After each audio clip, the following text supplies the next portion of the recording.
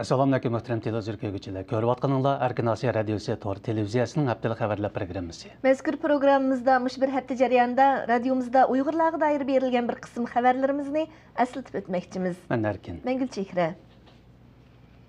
Uyghur elida qanlıq vaqalar arqa-arqadan yuz berayotgan mezgilda Amerika hökuməti və Dövlət Məclisinin Xitay İşlar İcraiyyə Komiteti Uyğurlarning növbətdagi vəziyyəti haqida guvohlik berish yig'ini chaqirib, Xitoyning Uyghur siyosatiga qarab chiqmoqchi.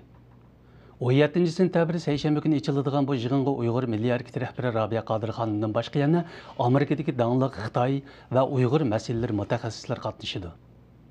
Şinjandagi jiddiy vaziyat Xitoyning Uyg'urlarga qaratgan siyosati putrab tura olamdi nomli bu yig'inda o'tgan bir necha oydan buyon Uyg'ur elida yuz bergan qonliq voqealar nuqtasidan turib, Xitoyning milliy siyosati rayondagi ziddiyatlarning negizini hal qila olamdi yo'q degan masala ustida muzokara o'tkazdi ekan. Uyg'ur elida bu yil kirgandan buyon Maralbeshi voqeasi, Lukchun voqeasi, Xotan Xoneriq voqeasiga o'xshash bir qator voqealar yuz bergan. Xitoy hukumatı mazkur voqealarni qurol kuchi bilan qonliq bartaraf qilgan edi.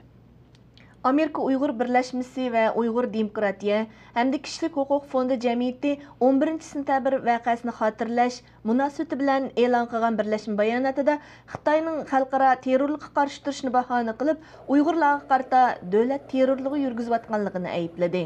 Bayonotda bu yil yuz bergan 23 aprel Maralbeshi voqeasi, 26 iyun Lukchun voqeasi va yilqichi qirg'inchiligi tilga ilinib, Xitoy doiralarining o'z noroziligini ifodalagan Uyg'urlarni o'q tutganligi ayblandi.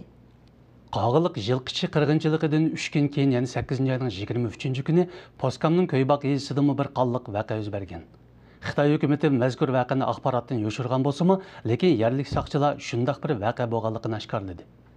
Ma'lum bo'lishicha, shu kuni Xitoy soqchilari Poskamdagi bir sayliqda bir guruh atalmish terror gumondorlarga hujum qilgan. Hujumga uchiruvchilarning bir qismi o'lgan, bir qismi yaralangan. Muxbirimizning Poskamdagi soqchixonada egallashicha, voqea Ko'ybog'ning Jigdijoy kentiga tava bir sayliqda yuz bergan. Hozirgacha voqeada o'lgan va tutilgan odam soni dalillanmadi.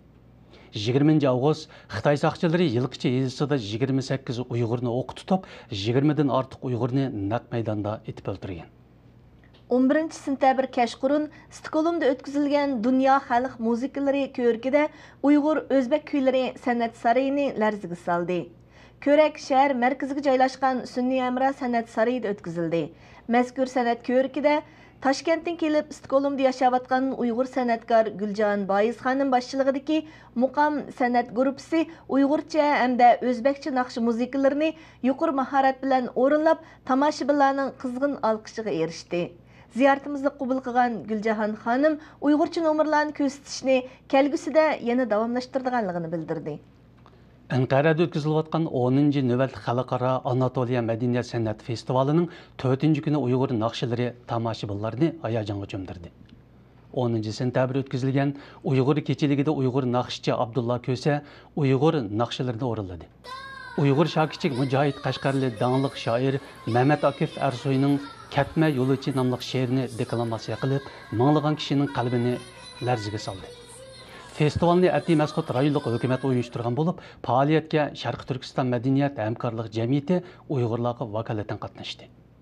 9 sentabr Xitoy soqchilari Urumchi Oqquvuq atrofida bir Uyg'ur baqqalni etib ig'ir yaralandirgan. Baqqal doktorxonaga yetkazilgan. Xitoy soqchilari mazkur voqeani dalillagan bo'lsa-mu, baqqalning kimligi, navbatdagi ahvoli va voqeaning sababi haqida uchur berishni rad qildi. Ijtimoiy axborot vositalarida e'lon qilingan bu haqdagi uchurlarga qaraganda 9 sentabr bir Uyg'ur baqqal shahar boshqurish xodimlari bilan gap talashib qolgan. Keyin voqeaga soqchilar aralashib baqqalga o'q chiqargan. Shu kuni 2-chi doktorxonaga opirilgan baqqalning navbatdagi ahvoli texnik ma'lum emas. Muhtaram televizor ko'ruvchilar, yuqorida Erkin Asiya radiosi tor televiziyasining haftalik xabarlar programmasini ko'rdinglar. Kelar hafta ko'rishguncha omon bo'lgaysizlar. Xayr xo'sh. Xayr xo'sh.